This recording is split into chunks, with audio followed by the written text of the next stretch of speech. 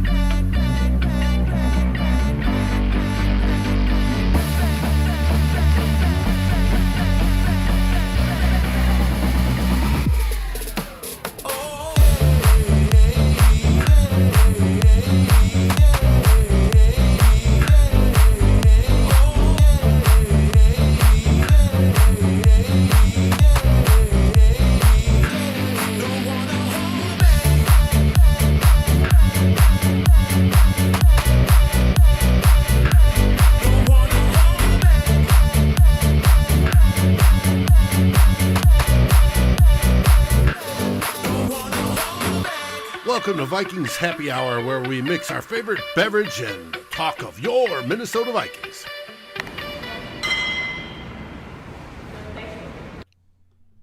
Hello and welcome back to another episode of Vikings Happy Hour.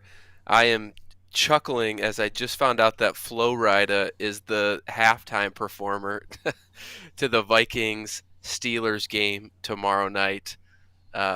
So I apologize for being a little caught off guard here, but welcome to tonight's show.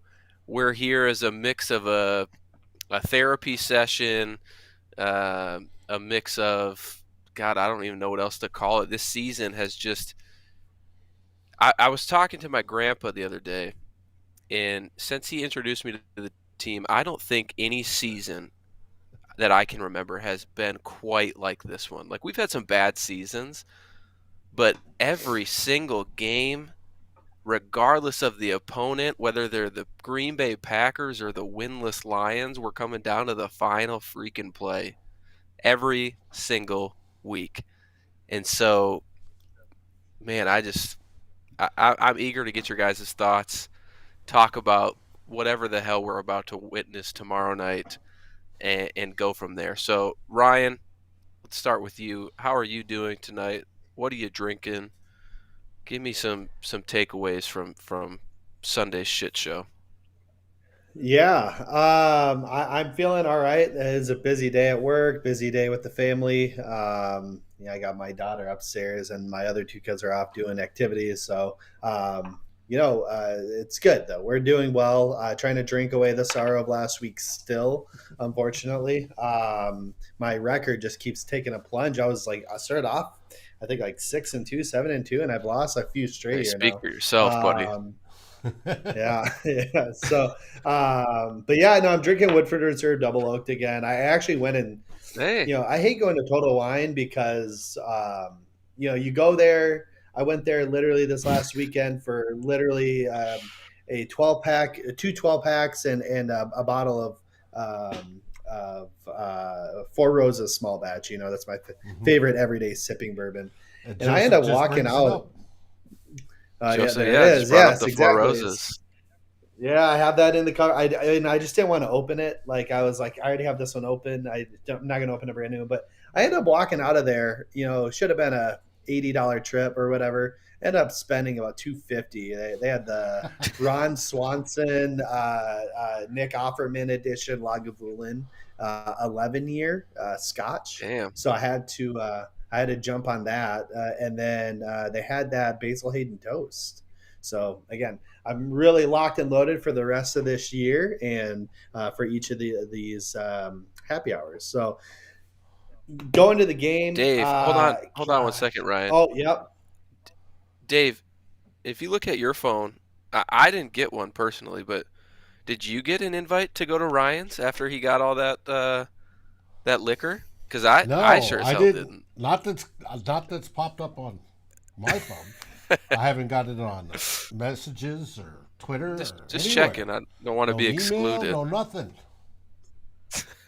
Yeah, my Just had bad, to give you some guys. You're shit always there. welcome. You're always welcome. We got plenty of booze in this household today, so I end up Before grabbing another Ryan talks tequila about the too. Lions, shout out to our regulars in the chat here: Mary, Clifford, Raymond, Vikings, Jerome, Joseph. We got Nicholas tonight. Mark had a good comment, so let's keep those comments flowing. And Ryan, Nicholas bounce now back. Hmm. you can give us the recap from last week. Joseph saying that's Um, what happens to him when he goes to Total Wine. I know that feeling, Joseph. Yeah, anytime, any liquor store, you're just, especially when you Skull, go. yeah. Um, I went like we were doing a fun party bus. I was trying to get excited. We had a neighborhood party bus Saturday night, trying to get a little ramped up, a little excited before this Lions win, and I had a great time. And then come into the day hungover as all hell, having to drive down to go pick up my kids from my parents' house. And I'm like, all right, you know what? Let's just watch the game here. The game starts out, we're playing okay, holding them off, which is good. And as soon as I got to my parents' house, I was listening to PA on the radio. As soon as we get to the parents' house, it just went all to shit from there. 6 points were already scored by the time I had gotten there, and we couldn't get a damn drive to sustain all the way to the end zone in the first half. And this is just absolutely pathetic. I'm so sick and tired of this team and the hot and cold that they provide on offense, on defense. I mean, in the first half, defense was playing well, or I'm sorry, the defense was playing whatever, mediocre. And then in the second half, they just shit the bed. And then the offense could not show up at all in the first half. And then they go put up 21 points in the second half, just in time for all these Kirk Cousins lovers to come in and say, well, it's not Kirk's fault. He put up 27 points. How is this Kirk's fault? Well, where the hell were you in the first half? Where were you when we put up 6 points against a winless Lions, against one of the worst defenses in the league, against a depleted secondary, against just a god awful team, and we only put up 6 points in the first half? Where were you then? Like I'm so sick and tired of this narrative that Kirk Cousins is this great quarterback. He is. He's a very good quarterback. You're right. Congratulations on putting up good stats. But where are you when we need you? Where are you when we can put teams away early? Why do we have to wait until the very last minute of games to get the fucking back in the game? Like I don't understand it. I'm so fed up. I'm done with this regime. I'm done with Kirk. I'm done with Zimmer. I'm done. I'm maybe not done with Spielman yet. I don't know. I'm kind of indifferent there. Definitely done with Clint Kubiak. Like, we just need something else. There's just something else that needs to be done. I'm going to be going broke with all the liquor. I'm going to be continuing to buy a Total Wine with the team playing the way it is, because I am so fed up with that first half. I'm so fed up at the end of that game. What the hell are you doing, Cam Dantzler, Xavier Woods? And then Xavier saying we are in the right position. No, the hell you weren't. Your job is to get onto the goal line and stay there. And if they can I was talking to Crockett the other day. He's been on the show before. And I'm sitting there saying, hey, Crockett, here's the issue. If we sit there on the goal line, they have to go behind us. If Jared Goff's good enough quarterback, which he's not, to make a pass over Cam Dantzler's head in the back corner of the end zone, and Amon-Ra St. Brown can miraculously make a really good catch to lose that game, I can tuck some of this frustration away and say, okay, that was a good throw. That was a good pass. That was a good catch. You made the play to win the game. We gave them that game. We gave it to them. And if Zimmer's preaching that in the locker room, what the fuck is he doing? Sorry for the language. I am so upset. I'm so upset by the end of that game, and I'm ready to – I've written off this team. I don't care if they go on a great run for the rest of the year and we make the playoffs. We will not win games because of the way we play football. We will not win the games when it matters the way we play football. I already called it, right? Because we're going to go on a win streak here, right? It's the script is so perfect as a Viking fan right now because it's everything we know, right? They're going to rip off 3 wins here. We're going to go to Lambeau and lose. We'll be 8-8 heading into Chicago. Miraculously, I bet some teams will lose, so we'll be in a position to be in the playoffs at home against the Bears. And what will happen, Dave? What will happen that final week for a win-and-in scenario? We've seen it before. We have, and I can't bet on it. They might win this one just to lose it in the next, first round of the playoffs. I have no idea. I mean, this whole season has been on rerun, like a VHS tape, where you hear a and it goes back to the normal spot, and we watch a new game. And it's back it goes. Why we were smiling so much, Ryan, during that is if you saw the final score, you sounded like somebody I know. Yes. I'm sure he has a great beard too. Yeah. Well, it wasn't just flipped on Sunday. Dave in Sunday's final score was the most heated I think I've ever seen him. I think he was more heated than Flip, and that says something. If anyone listening right now, I would implore you to go back and just watch the 15 minutes of Dave ranting. It is incredible. Ryan, clearly you're upset. And I'm gonna interrupt real quick too, because I'm in this mood. I'm gonna roll up my sleeves a little. I'm in this mood right now where I'm gonna go in a little rant.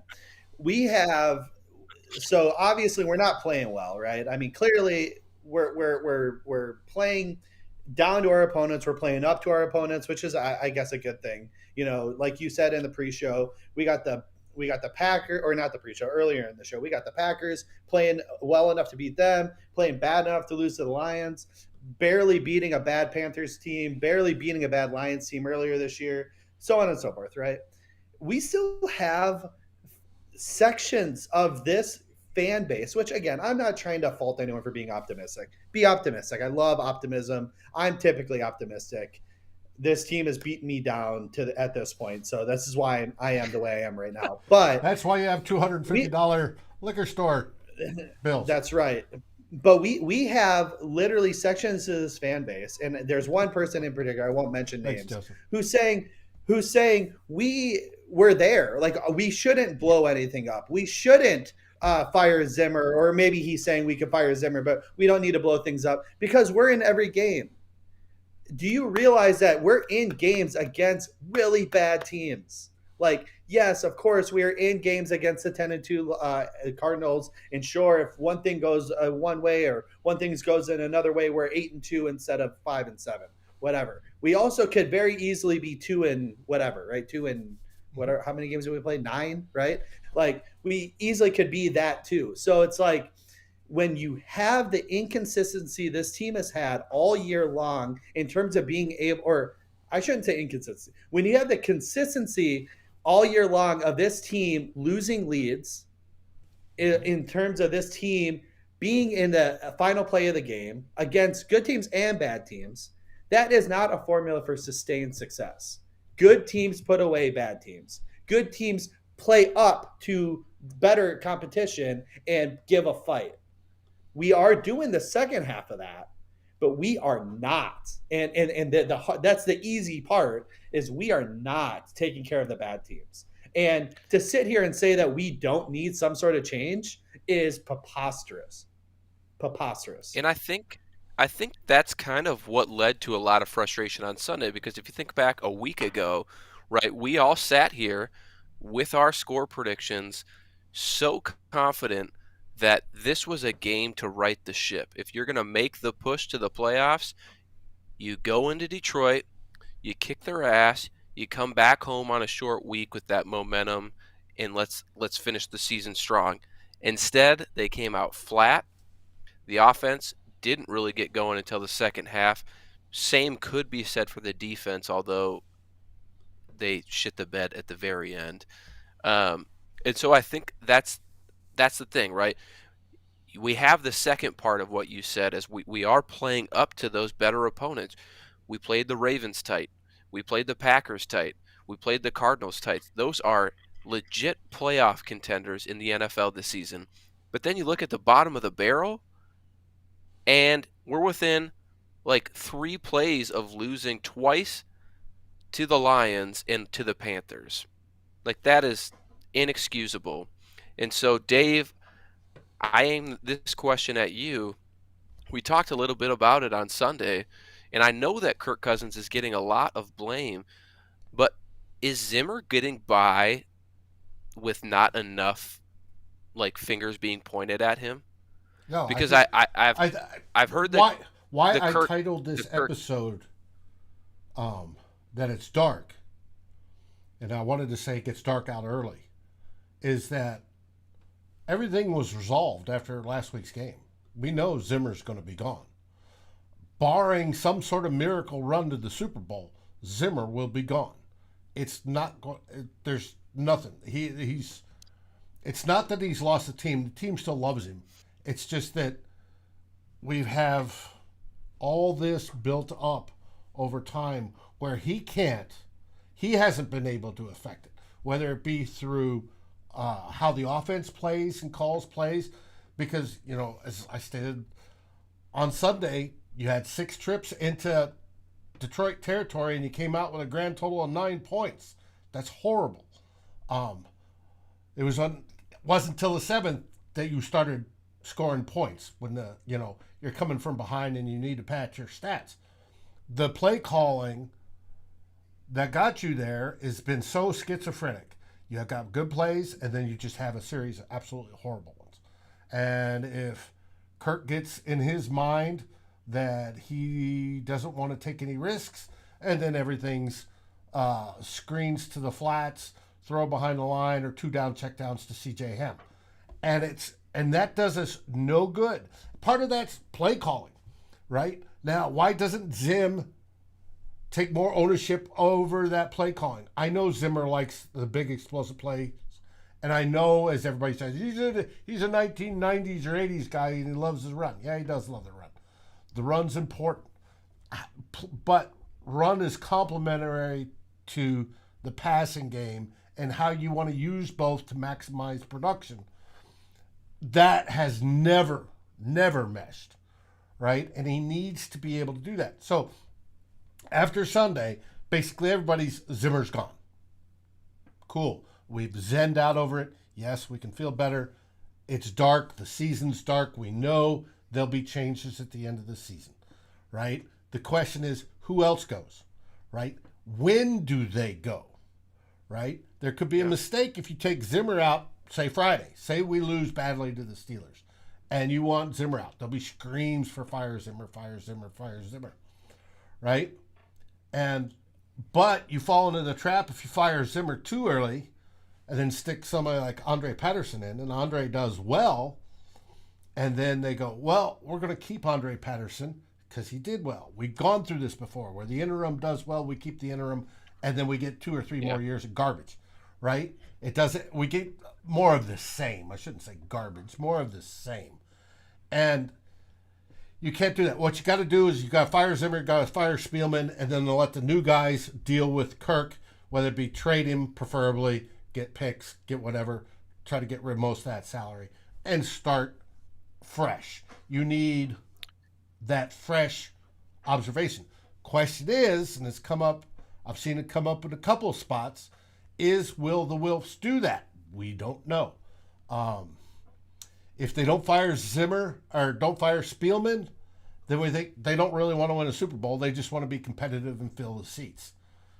And I will argue that that's the case. They've always wanted to fill the seats. That's why they seem to be okay with being the worst of the best or the best of the worst, because they sell out all the time, right? They're making money.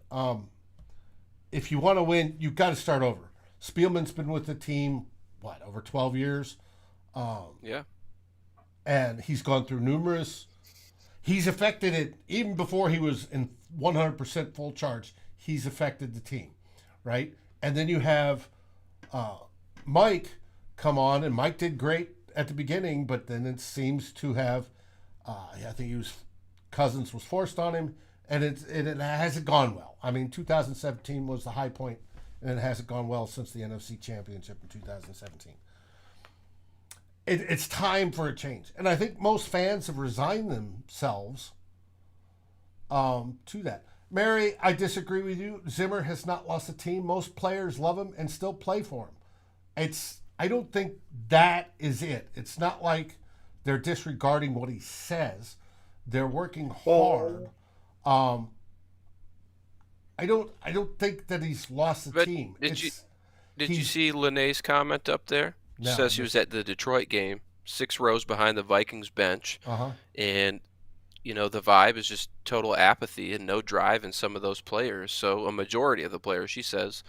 Now, and you can tell on screen. You can tell on screen that was the case. Like, you can tell that there was no especially when Thielen went down pretty early on in the game too. You can just tell that this team's deflated for whatever reason. It might not be that they've lost the locker room. I'm not necessarily saying that they lost the locker room, but it does seem like this team is deflated somehow. They don't have hope, or they don't. I don't know what it is. Though? All I know is if every week it's coming down to the final play. Right. And do something about it. And then do something about it as players. I mean, obviously you can only do it so much. But do something about it then. If you don't want the play to come down to the final, or if you don't want the game to come down to the final play, then get your ass out there, make a play for your team, and go score some points or get a big stop. It's not that, I mean, it is hard. It's NFL. It's a lot harder than us sitting on a effing couch watching the game saying, what are you doing? I mean, I get it. It's much harder than we make it seem, but these are professional athletes that need to have pride in what they're doing. And I mean, I can't imagine what Justin Jefferson's thinking after putting up a pretty darn good game in the effort he put out there of we just lost to a winless team. How can he feel what am I doing here? That's what I'd feel like. And I was never that good at any sport to be able to have that moxie to do that. But you know what I mean? It's just outside of him playing confidently and Kirk Cousins being a robot, everyone else just seems down. And I don't know. I don't know how you fix that. Over half the defensive starters out, basically. It's hard when you got backups that wouldn't normally be backups, and you don't have stuff. That's how the defense gets upset. And What was it on? And I thought Deshaun made a good point on Monday's show where he was saying, yeah, you can get by with a spot starter here and there, but Right. when you have, I mean, we had both linebackers, all three linebackers in base defense as backups. You had a backups cornerback. You had backup defensive linemen, all defensive linemen were backups. Besides, well, I guess we had our starting tackles, I guess, but no, and then now you have not last week. You had Pierce. I think Pierce was the only one. You had Pierce. Yeah, it appears. So you have you have a bunch of defense, and then even on offense, right? You have Madison, you have Udo, you have Osborne. Yep, exactly. Like really, if you think about it, Conklin's a backup. Technically, he's just been our starter all year long, right? But like, so we're hurt, and I get that. But like, when you're paying a quarterback, that much money, and you expect and again, everyone's telling me because his stats say that he's a great quarterback, or at least definitely above average quarterback. Where is him uplifting the team enough to overcome some of these issues, right? Like, I'm not saying that he's the reason our team sucks. I'm not saying that. He's definitely not. But what I'm saying is when you're paying somebody to be a top 5 quarterback based on salary cap hit, you need to get the results of a top 5 quarterback. And he doesn't provide that. He's doing great. He really is. He's putting up a darn good year. But what he's not doing is getting us over the hump. And that's what a quarterback needs to do in these situations. Interesting observation, Steve. We all saw a tweet today where somebody complained that Kirk is so good. How do you expect him to do so well and carry the team when the offensive line is not good and the defense is devastated with injuries? And the reply to that is, well, Russell Wilson did it. You see top 5 quarterbacks that do that more often than not. Yeah, they'll lose a couple, but they'll be fighting to get there. You don't see one that takes the first half off and doesn't start scoring till the second half. That's just,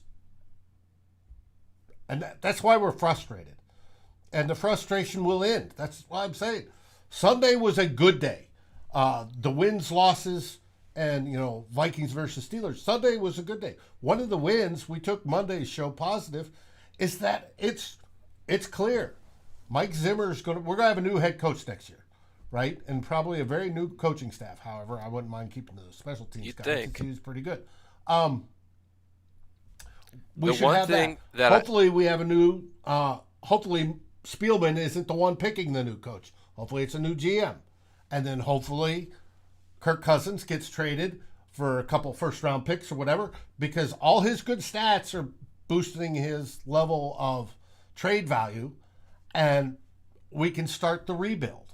And it's not going to be a long rebuild. We've got too many core pieces that are young and on the offense and a couple on the defense. Defense is going to be the hardest one to do. But it is something that's necessary. Everything gets stale after a while. It is stale. Yeah. Mike Zimmer no longer yells and screams at players, and that's probably because somebody told him not to. What I want to say about that quick too, just to your point there, Dave, a little bit, is that like rebuilds don't. I mean, everyone hears the word rebuild, and it's automatically like, oh well, here we go again. We're going to become the Lions or the Browns of old, or that's the a possibility, Texans or but whatever, it's unlikely. Right? And sure, yeah, that could happen, but good franchises can do a quick rebuild. I mean, you look at the Ravens, for example. The Ravens had one bad year between their rebuild, basically maybe 2, where they had a good succession plan, right? But like they were bad for a year, so they knew they had to go and revitalize this team, and they went and got Lamar Jackson, right? You look at there's some other teams out there. I don't have any in my mind at the moment, but like you look at some of these teams where it's like a rebuild doesn't necessarily mean that you have to like tear everything down to the studs. And I mean, I guess technically that is a rebuild. Maybe we retool whatever you want to use. We have some really good pieces in place. But last year was supposed to be our retool. So I think what we did last year was we tried to we tried to like spot cover up some paint spots in our where our handprints were in the living room. You know what I mean? Versus, you know, Painting the whole whitewashing wall. and repainting. Whitewashing and repainting, which is what I'm saying we need to do. We don't need to tear down the dang walls and put up new everything, right? We need to whitewash and repaint, and we can do that quickly. I mean, we have a quarterback that we're going to keep, maybe we don't. Let's get a succession plan in place. Let's keep Jefferson happy. Let's get an offensive play caller that is competent. Our offense is going to be okay. Now let's take our time quick to rebuild that defense. This is a class on the defensive side that's actually pretty strong. It doesn't have a ton of offensive firepower, especially in the terms of a quarterback, but you have some really good receivers in this class. You have some running backs, which we don't really need, but there's some running backs deep. There's a really good tight end class, and I'm sorry, on defense, there's some really, really good corners in this class. There's not a huge depth at D tackle, but there's some good guys up near top. Defensive end is very deep, in my opinion, from the analysis I've done so far. And linebackers are very deep. We're going to lose Barr. We need somebody opposite Hunter if we decide to keep him. We probably need a real true 3-tech. And we definitely need cornerbacks. We're going to be able to hopefully hit some home runs. Maybe let me draft this year because I've been knocking out of the park with my analysis these last couple of years. Yeah. Creed Humphrey, Jalen Johnson. I mean, I had some of these guys that were my guys that are knocking it out of the park in the NFL. Maybe they should hand the keys over just an interim basis, and maybe I can earn the job. I'm joking, guys. I'm joking. But all honesty, this is a good opportunity. I have like 3 things I want to get to quick. This is going way back in this pod, maybe like 5-10 minutes here. But you mentioned the injuries that the Vikings have had this year. I read something today that tomorrow night, assuming all are a go, it'll be the first time this season that Pierce, Tomlinson, Barr, and Kendricks. You're spoiling one of my surprises. Me? Yes. Sorry, you should have told me. They will all be on the field for the first time this season. Yes, they will. The second thing I wanted to bring up, we've talked a lot about Zimmer and Spielman tonight, and I know there's a lot of lost faith within. There you go, some of Dave's artwork. Everybody, if you're watching on YouTube. We talked about Zimmer and Spielman and how maybe their time has come to just move on. I'm just going to play devil's advocate here for a second. The luck, it's not even luck, the bad luck that this team has had, Zimmer and Spielman, when you think about drafting a franchise quarterback in Teddy, gets hurt. Who knows where his trajectory would have gone if he didn't get hurt. Probably is playing at a similar level to what he probably would be here. But the team loved him. Zimmer loved him. Whatever. Jeff Gladney, you never know. First-round cornerback, looked very promising last year. Got into some legal trouble. 2 years in a row, Danielle Hunter has been hurt, out for the season. A lot of injuries, a lot of off-the-field stuff that we just can't quite predict. Do they get a pass for that? I'll leave that question to Ryan. The question I'm going to leave for Dave is the one that Raymond asked in the chat, which is, if we get a new GM and coach and Kirk extends and gives a friendly contract to the team, would you be okay with that? So, Dave, I'll let you go first. Oh, good, because I wanted to bring it to Ryan. Specifically address that one. Yeah. Oh, yeah. Joe brings up a good one, too. Mike Hughes, right? That's another just injury promising career. All 4 years. Injuries. We get rid of him, and now he's playing great. We're excluding Treadwell, Wang Win. We're excluding him. No, there's a bunch of first-round busts. Treadwell's probably one of the worst. But who in their right mind thinks Kirk Cousins will give, even with an extension? And I agree with Miles last night. If he gets an extension, it needs to be a long one that could be manipulated. Who in their right mind thinks he's going to do it on a team-friendly deal? Kirk Cousins, his entire career. If he wants to win, If he Kirk, wants to win, he'll do it. He Kirk doesn't want to Cousins, win. He his doesn't care entire about career winning. has been He all cares about about the money. money. No, I get that. I mean, it's been evident since his time in Washington. But my point is, if he wanted to win, why does Tom Brady win? Other than the Well, fact that he's a other than great his Yeah, football quarterback. knowledge, if and he's willing to, he knows how to abuse people when they make a mistake. He takes advantage of it. Kirk doesn't But he's also do got that. It's like a a cap mentality hit thing. of like 15 million. Right. Half, No, that's part of it. He goes, 2/3. here, coach, take 10 million off my salary so you can get me some offensive linemen that are quality. Oh, Chris Kirk Godwin does wants to stick not do around, that. but he needs $2 million. Okay, take my money Uh-huh. so we can keep him here. Well, and you know what that does for you too? That makes you more money long term. Imagine if Yes, he it doesn't does. do that throughout the rest of his whole career. Maybe injuries pile up. Maybe his body doesn't hold up till he's age 44 and still playing in the NFL. But he took those times off. So now he's making this, what, 20-ish, 25 million a year for an additional 10 Yeah, years than most quarterbacks do because he stayed healthy. He had 1 year where he got hurt, 1 year. And that was just a fluke ACL, right? And outside of that, he's been healthy his whole career because he's yeah, always done this. And it's elongated his career maybe 5 to 10 years. And in those 5 to 10 years, he made up all that little discounts he missed. He's made up in those extra years that he's gotten to play. And he's had quality Ryan. linemen protecting him the whole time. Yep. I just looked at the clock. We're Don't worry cruising. about it. But I do want to get to tomorrow's game. But before we get there, scrap my question, Ryan. The question I want you to answer is what Lene put in the chat. What are the 3 top things that Ziggy and Mark Wilf need to do to right the ship and put them on a positive trajectory? It can start now. It can start in January, whatever. Just Yeah. putting you on the spot. Yeah, that's fine. I think they need to address the head coach. I mean, obviously, I think that's our number one issue, unfortunately. And again, there's nothing against Zimmer. Zimmer's been a good coach. It's just he's just wore out his welcome. No offense. Like it is what it is. It's stale. It's stagnant. The message isn't hitting home anymore. I think we just need some fresh new ideas. So I think one, addressing head coach.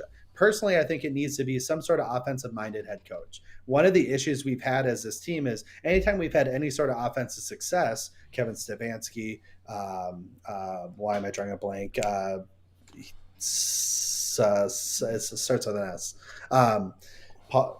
He's the Broncos offensive coordinator now. He went to the Giants. Pat Shermer. Oh, sorry.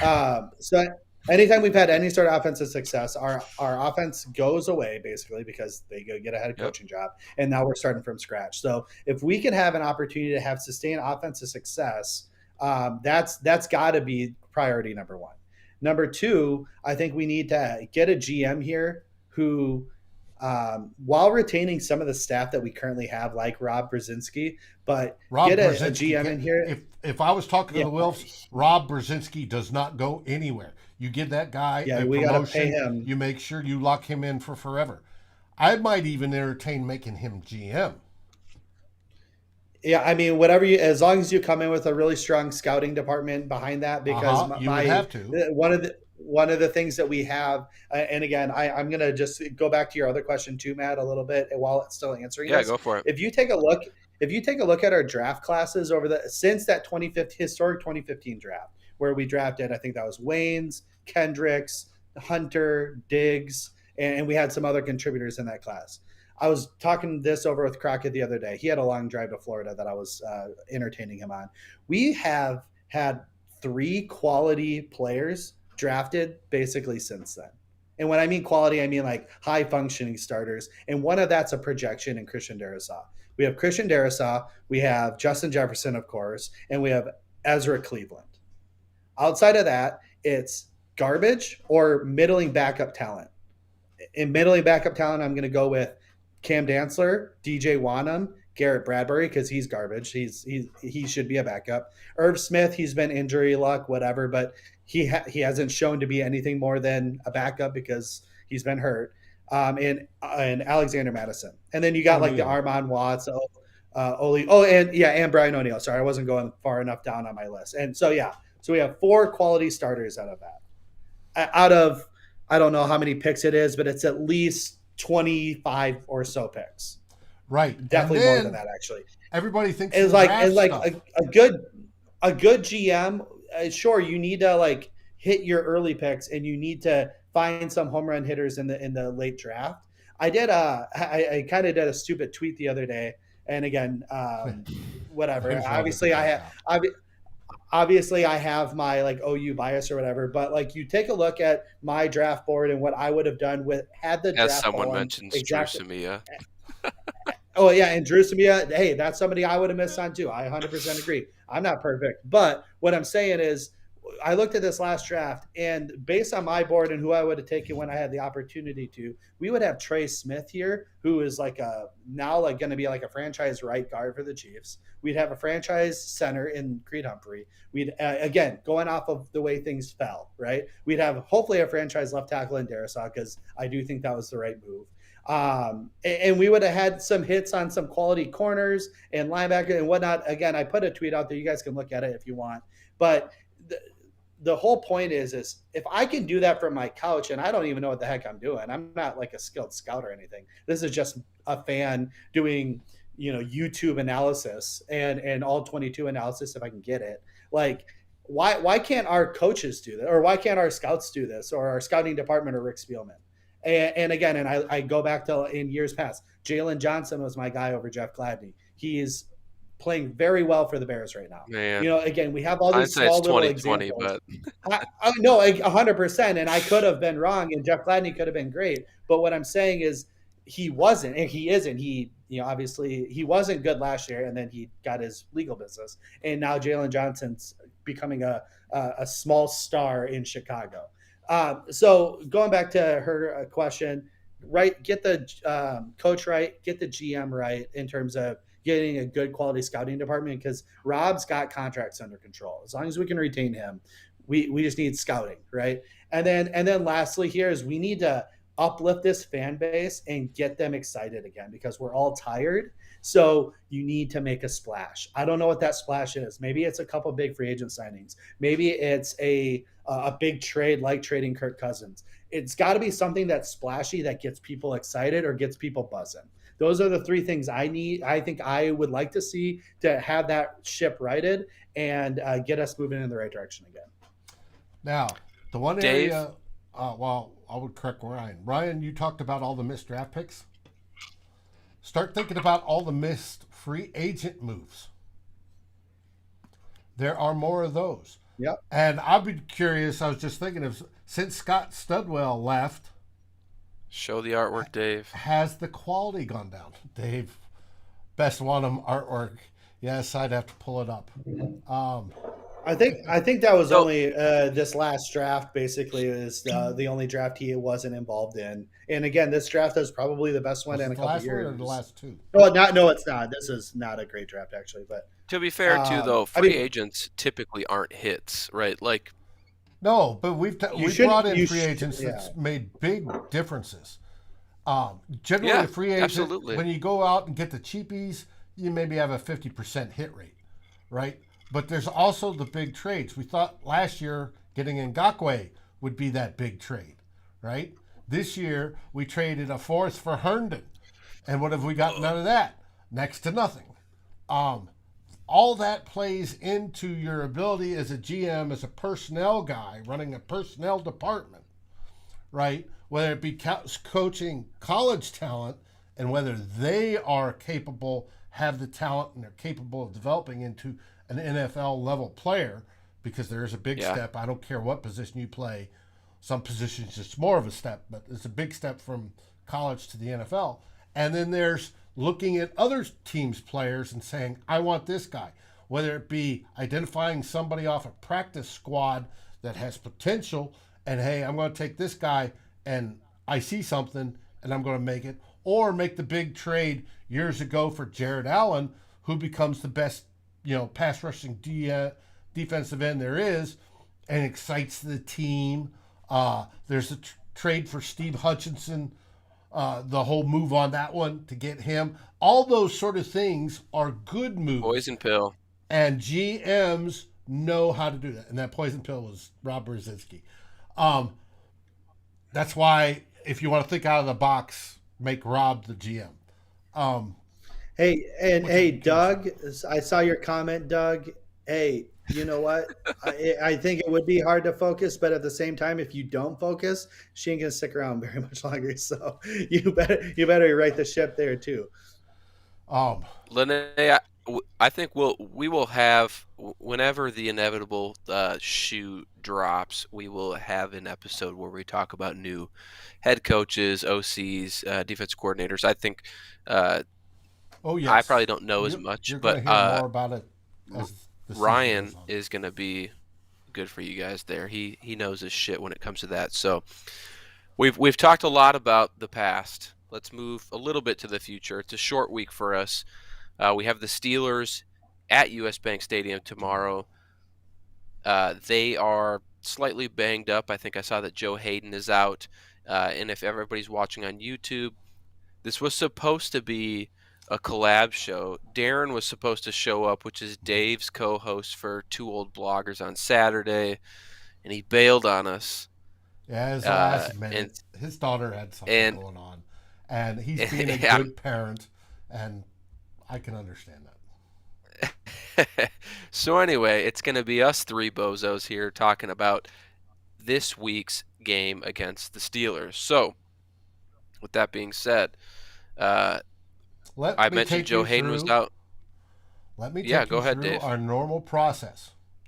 On Two Old Bloggers on Saturday, your Climbing the Pockets pregame show. We always start out with a generic stat deep dive.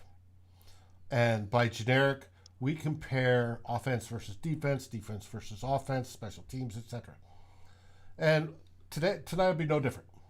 We start out with this slide. This slide shows the Vikings offense versus the Steelers defense. We're not showing offense versus offense or defense versus defense because they don't, the offense doesn't play the offense and this defense doesn't play defense. So why bother? So we got them who they play. Here we start out with PFF scores always on top. And PFF football, we go Football Outsiders, and then we go Elias Sports Bureau. And if you're not familiar with the Elias Sports Bureau, you are familiar with NFL.com and ESPN and CBS Sports. Elias is the stat company that feeds all of those. Those are your generic box score stats. Those are your yards, your completions, your touchdowns, all that stuff. That is Elias Sports. Now, we start here with the Vikings offense. Vikings offense stayed the same for PFF. Overall, they give them an 11th power ranking. Steelers is a 21st power ranking. They do not like the Steelers offense a whole lot. And the Steelers offense, you got to remember, they're 6-5 on this season. They are also very much in the same boat as the Vikings. They are out of the playoff picture right now, but they're close to getting in it. If they go on a long run at the end of the season, they might fight their way in. So they're very close. Football Outsiders, we stay the same. 8th on offense for DVOA. I think we dropped down from 2nd to 3rd in pass. We stayed 29th in the run because we haven't been that good at the run lately. And a lot of that has to do with Dalvin Cook. The Pittsburgh offense and DVOA is 27th. They're worse than even PFF. You mean their defense, right? We're their comparing defense. Offense their versus defense their defense. Is 27th. Okay. Worse than the Steelers have, or than PFF has them. And we'll get to some of the defensive players. They've got some good players on their defense. Then we get down to Elias. We're still 6th in yards, 7th in passing. These are the stats that Mike Zimmer loves to tout. We're only 15th in rushing. We're up to 11th in points, which was higher than last year. We've only taken 18 sacks, which is very good. And we're first when it comes for not turning over the football. We've only turned it over 9 times. Whereas you get here, their defense is 22nd in yards, 14th against the pass, 27th against the rush.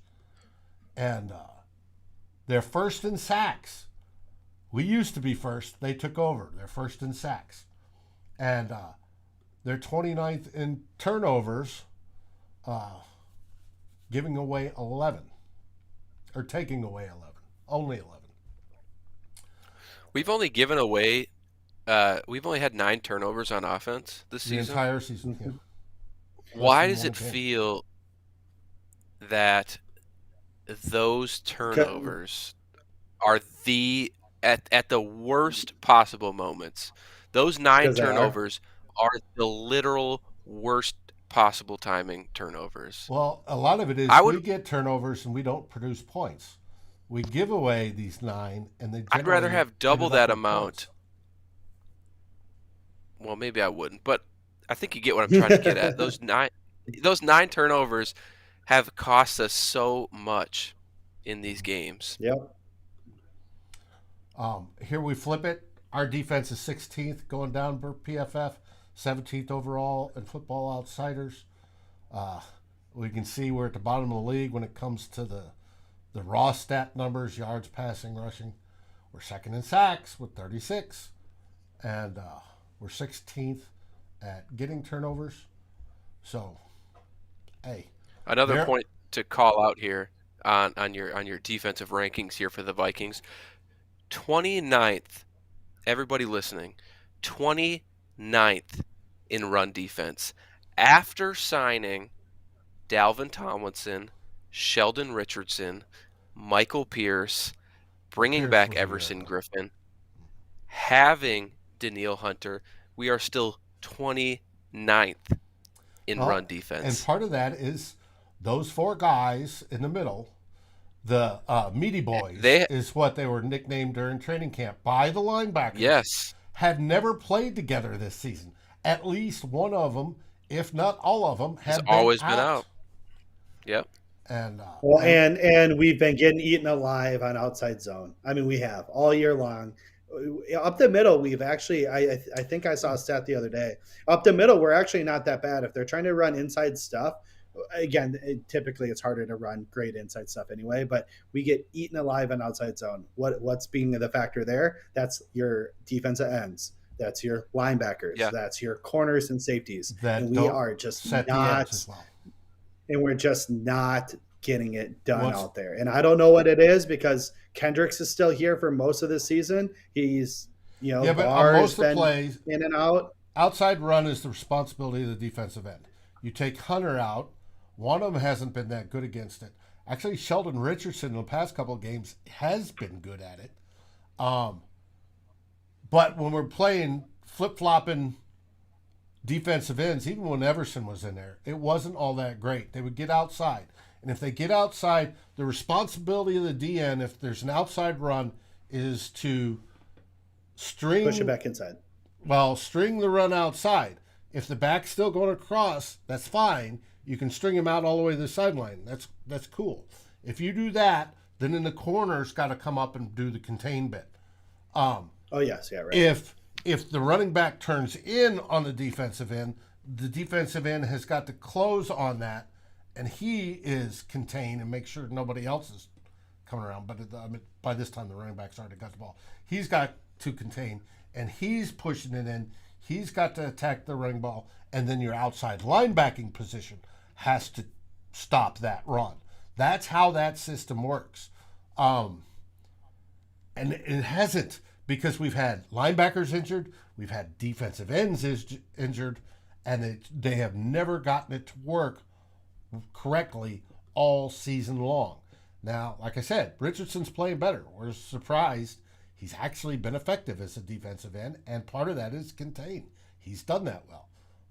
We'll see more of that because obviously he's probably going to be in there the rest of the season.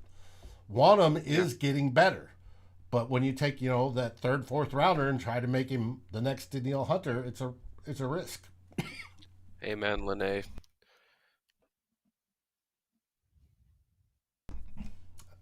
Need more bourbon. You're sipping it? I guess technically I'm sipping it too, but you're sipping it through a straw. Yeah, I can't do that out of a straw. Dang. Well, mine's mixed with something. All right, so we got the rankings, offense and defense. What you drinking, Um, Monet? If you got the shots ready.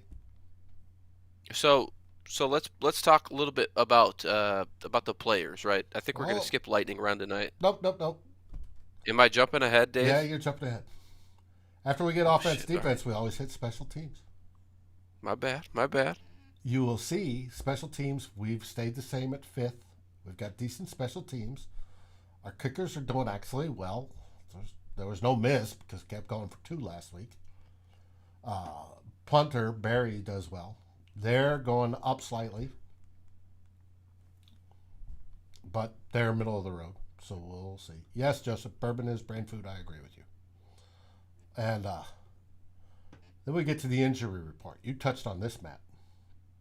Yeah, Vikings, Darrison, Thielen are already out. Bynum, Lynch, and Cook are questionable. I don't see. I'd have marked Cook out, but he's questionable. He's been trying.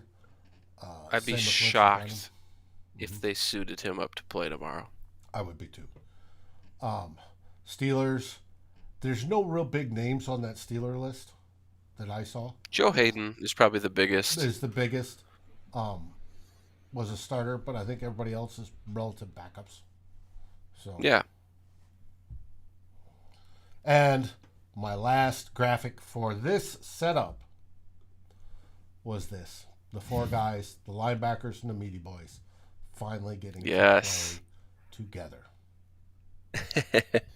And, Normally, I'd have and more good timing, graphics, and but I good did not. timing too, because I mean, granted, I know by the numbers they're maybe not the best in the league. I know they're struggling pretty hard just having good quality offensive line play. You look at, Dan Moore is a starting left tackle. I mean, that's not good. Luckily for them, we just don't have any defensive ends to really combat that.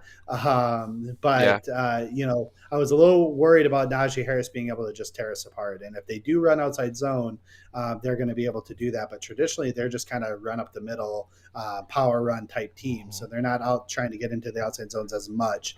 So we'll see if they adjust their game plan to be able to account for the fact that we do have those big boys up front again. But yeah, we'll see how that goes. Well, let's go over and I, their and I, offensive weapons. yeah, We of course got the ancient one and Ben Roethlisberger. I don't think that we can sleep on Ben Roethlisberger yet. I know that there's been clips out there, right, of him like falling over while he's throwing a screen pass, and like the media is definitely talking up the fact that he's probably going to retire pretty soon at the end of the season. But But did he line up for a snap under his guard? has he ever has he ever lined up Not that I'm under aware of. his guard? I'm just saying. I think I think both teams are kind of on a similar path, like you mentioned, outside of the playoffs, looking in with a chance to make. Oh my gosh! I just got a notification. If Viking fans want any more salt in their wound, Daniel Carlson just signed a 4-year, $18.4 million extension with the Raiders to be their Wow, kicker long that's a lot of term. money. Hey, The that guy we that that's great. cut. That's great though, because I would never want to pay a kicker that much money. So that's fine. Let them do that. Uh, but anyway, back to Ben Roethlisberger. He's been in these moments before, right? People Mm-hmm. counting him out, whatever. He may not have the arm strength he used to, but you know what he does have? He's got a really good receiving core. He's got a really good running back, and he This guy. doesn't have to shoulder the load with this Steelers offense. He just has to be a game manager, and that's what scares the shit out of me with the Steelers this weekend is they don't have to do much to try and beat our defense. Mm-hmm. It's also got a decent tight end, Freiermuth. Yeah, the rookie. Mm-hmm. Ryan, what do you think about the Steelers wide receivers matched up against our DBs? We get Patrick Peterson packed this weekend. Yeah, I don't think that any of these are receivers are going to be like shadow worthy. Like I don't think he's going to be following anyone around.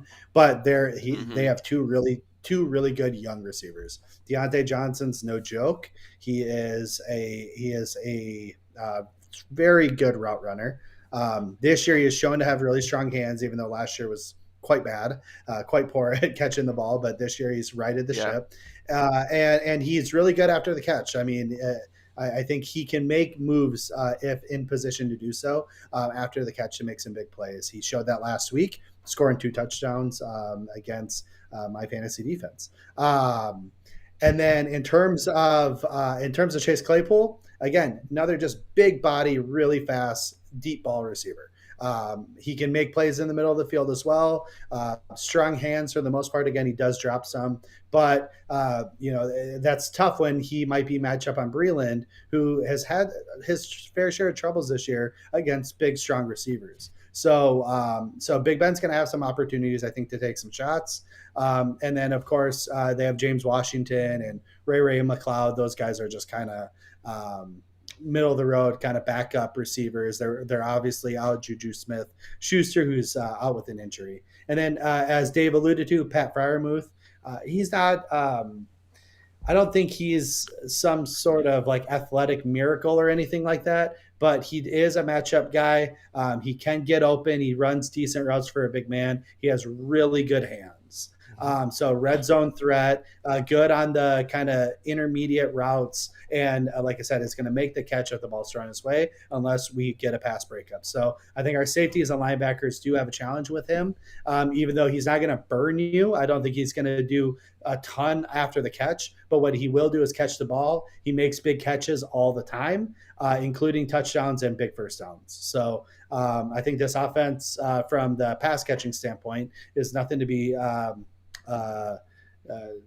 we should definitely be concerned about, I should say. And then, of course, Najee Harris, who can also catch the ball out of the backfield. I want to address Steve real quick. He said Cam Dantzler spots the team a touchdown. Right after the game, Cam Dantzler called and talked to Patrick Peterson. And this is per Patrick Peterson. And asked what did he do wrong on that last play. And Patrick Peterson told him. Yeah, if you guys don't listen to All Things Covered by Patrick Peterson, his podcast, phenomenal, weekly, go take a listen. And he talked about, no, you got to guard the line. And then if he goes behind you, then you trail with him. Because it's a harder throw for the quarterback. Chalk that up to inexperience and learning. It takes a while to learn that step from college to pro stuff. And it's a good thing that Dantzler asked. But you learned that in high school. Like that's the part that bothers me is I was a DB in high school, like in literally junior year, and I wasn't very good. I didn't play a lot. I didn't play really at all unless we were blowing out a team. But what we did do is we did learn that if you're in that situation, you stop at the goal line and you let them beat you because they have 10 yards to work with.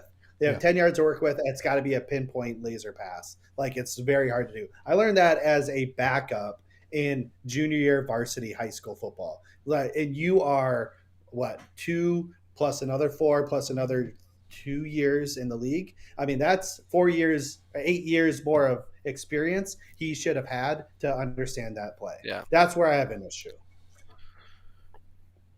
Dave. But you're right, Dave. It's good that he's asking for advice. It's good he's asking for advice. Dave, do you have defensive pictures to share? This is going to be our biggest worries here are TJ Watt. He's going to get off that passer. They move him around a lot, so he's going to go against both Udo and O'Neal, depending on the matchup and what they're trying to do in that situation. And they have Cam Hayward. I'm sure you have a graphic for him too. I do. I think Cam Hayward, I think, is playing some of the best football he's had in his career, even though he's kind of later in his career. He is a beast this year, and so that's another guy we really have to worry about. And who do they have next to Cam Hayward on the inside? Ooh, I'm drawing a blank. Chris Wormley. Yeah, I'm taking a. Devin Bush is not playing well this year, is he? Chris Wormley, our interior offensive line, and whatever side Watt lines up on, is going to have the test of their lives. It is going to be a difficult game for those guys. Ezra Cleveland looks to be the one that's going to take the brunt of that. He is. It's going to be, these guys got to play up, and we do not know who's starting. They asked Mike Zimmer, what was it, yesterday or this morning, and he said They know who's starting. And they go, well, what's the starter? Are you changing the starting lineup? And he goes, I'm not saying. Oh, well, I thought I saw it reported actually today that it was the same lineup as last week. Okay. Yeah. So I'd be shocked. it's gonna be Udo, Cleveland, Bradbury, Cole, O'Neal. Yeah, and I mean, again, I don't know. Maybe that's speculation, but I think that tweet came from like Cronin or. And I wouldn't doubt that. They played as a whole relatively well. I mean, Udo is. If he could just stop the penalties, that would improve dramatically. Well, and then even their secondary is good too. I mean, they got their other rusher, Alex Highsmith, a high energy guy that gets after the passer too. So no one to overlook there. And then their secondary, they got Edmonds and Minka Fitzpatrick. Obviously, he's the big name. And then they got my boy Trey Norwood, who is playing surprisingly well. I thought he was going to be like a backup at best in the league. And coming in as a rookie from Oklahoma, he is doing really, really well. So I think mans the slot for them, which is at best what I thought he'd be in the NFL as a slot, or I thought he had to have to play safety. And I think he has a couple picks this year and manning the slot pretty well. So he likely is going to get the matchup against his former OU brother, D.D. Westbrook, who's going to be starting for us as our third receiver. So should be interesting to see how that all works out. Yeah, and Steve brings out a comment. He said, with Thielen out, JJ most likely to be doubled. I think JJ will get his fair share tomorrow. I don't know if it's a KJ Osborne game. I feel like it's more a Tyler Conklin game tomorrow night, or a D.D. Westbrook. I don't want to call it a breakout game. I'm getting my redemption party. That game. I'm going to be just, if he blows up, I'm going to get just blasted. Like, I'm so excited. He finally gets his opportunity. Kirk missed him. Ryan.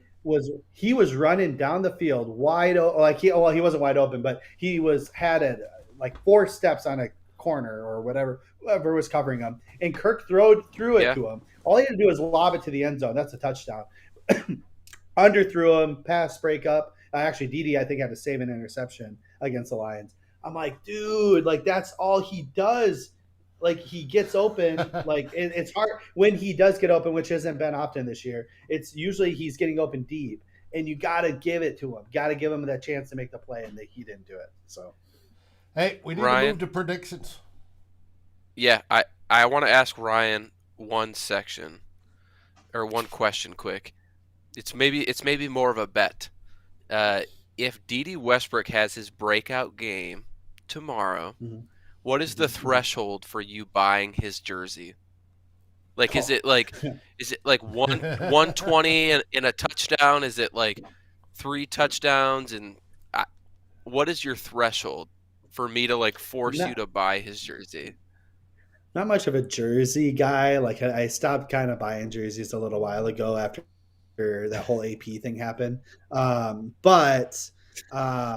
mean, I'll buy his jersey if he goes for 100 and a touchdown. I'd buy his jersey. It might be China made jersey, but it's so. What's the timestamp?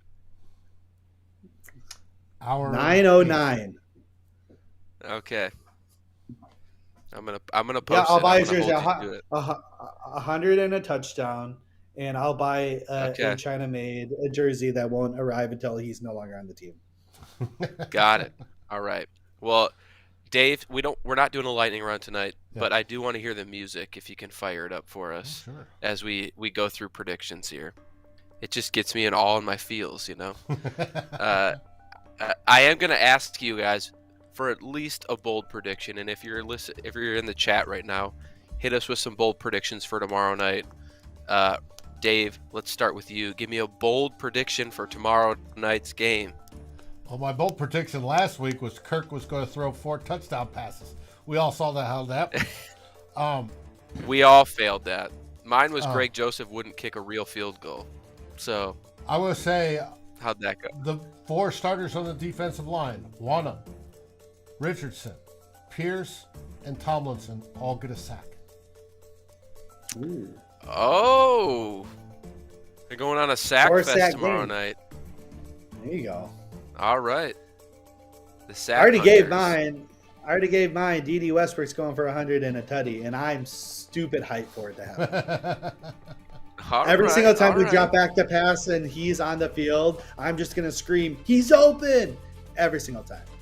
I already do that anyway when he's on the field, but I'm definitely going to be doing it tomorrow night. My bold prediction is tomorrow night, Justin Jefferson breaks 200 yards receiving. Oh, I was. And he continues this dominant run that he is on, which is one of, if not the best 4-game stretch of any Viking wide receiver It's the in best. a Viking history. Is it the best right now? It's the best. He's already beat Yeah. Moss and those guys for 4 games. Clifford, that is quite the bold prediction. The Vikings put their first complete game together and get a double-digit win. That was supposed to happen last week, and they couldn't do it. Damn. The Vikings are favored by 3. The over/under is 43.5, which is low. Mark Larson, Dantzler gets a pick 6. I like that one. Steve says KJ breaks 100 yards. Got a lot of them here tonight, but let's get to some predictions and call this one a show. I'll just get mine out of the way. Everybody knows what I'm going to do. Vikings and The Vikings will win. This might be the first week I'm not confident that they're going to win. This might be the first week. Which is strange, right? But I think I'm going to go Steelers just came off that big emotional win. We came 20 off to a 17. Embarrassing defeat. Vikings win. We do finally win. We can't escape these one score Good win, games Jeff. though. So be ready for another heartache tomorrow night. Though this time we will probably win. Ryan, I'm going to go with us winning as well in another tight one, 24-21.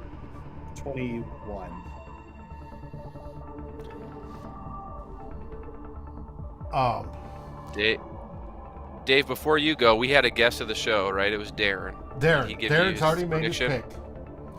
Darren, All right, what did he have? Unlike Darren's the pessimist in the group. He doesn't believe in this year's team, but he has selected the Vikings to win 23-27. Oh, God, so many close scores. Dave, what are you hitting us with? Can't I even don't- speak first anymore. off, Dave, what I are you don't- hitting us with? I think it's going to go over that 43.5.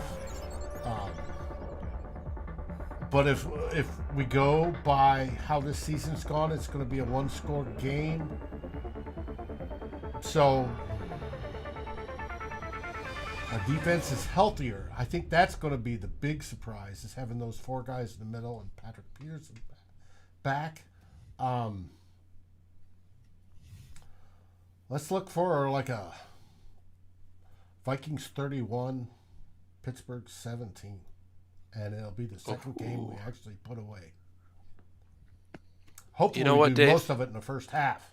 Like I yelled about on Sunday. Dave, if you guess that score 100%, and I'll let you change it too right now.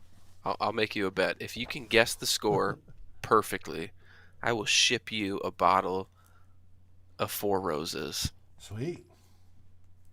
You want to stick with that 31-17? 31-17. All right. I'm full.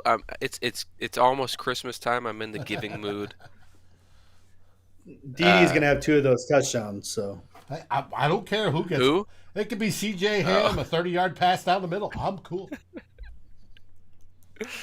Oh As long man. as we Well, stay I aggressive. want to give a huge shout out to everybody in chat tonight. They were lighting it up. I do have a request from the people in chat and the people listening. We are 15 subscribers away on our YouTube channel. 15 away from 1,000. So if you have not, please go and subscribe to our YouTube channel, Climbing the Pocket.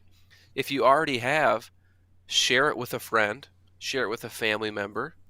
It's a cheap gift, right? You can just give this away as a gift for this Christmas or this holiday season and say, hey, here's your gift. It's a subscription to Climbing the Pocket. It's free, by the way. All you have to do is just click subscribe.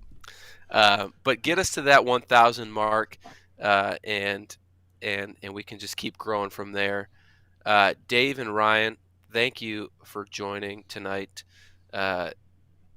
Really quick turnaround this week. I love the short weeks because that means I can actually enjoy my weekend. You guys can all catch Dave here tomorrow night with Jason and Flip after the game for CTP Final Score. And then a rare occurrence, Dave gets the first show after the game on Saturday with Darren Campbell. You're not doing it? No, we're not. First show will be CTP Mondays next week. I'm taking off the weekend. Everybody gets a weekend off. I've got to clean. That. I've got number 2 daughter coming down the 18th to visit. All right. And she's going to spend the time here through Christmas. So I got to help get everything ready in the apartment and stuff. So. All right. Well, then CTP Final Score tomorrow night. We'll take the weekend off. Mini bye week for us. We'll be back Monday. We'll try and secure Doogie Darren Wolfson for this show next Wednesday night, as we're hopefully coming off a win and hoping to go into Soldier Field on Monday Night Football and secure win number 2. So with that being said, from everybody here tonight at Vikings Happy Hour and Climbing the Pocket, what do we say, Ryan? Skol Vikings. You can find all of us up on Twitter as well and Facebook. So, Skol Vikings!